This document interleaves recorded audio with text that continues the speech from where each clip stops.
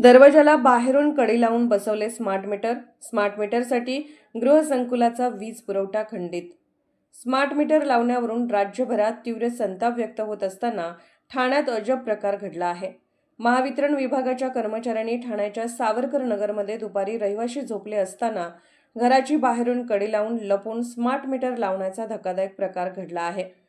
ठाण्यातील सावरकर नगरमधील Denis कंपाऊंडमध्ये Denis चाळीत रहिवाशी दुपारच्या वेळेस झोपेत असताना चक्क दरवाजा बंद असताना त्या दरवाजाला बाहेरून कडी लावून जुने मीटर काढून नवीन स्मार्ट मीटर लावल्याचा प्रकार घडला.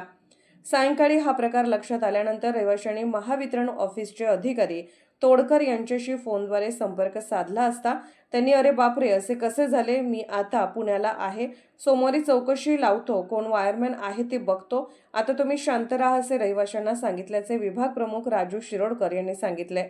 परिसरात 24 तास लाईट जाते, त्यावेळी अनुभवी कर्मचाऱ्यांची कमतरता, मेंटेनन्स नाही अशी कारणे सांगितली जातात.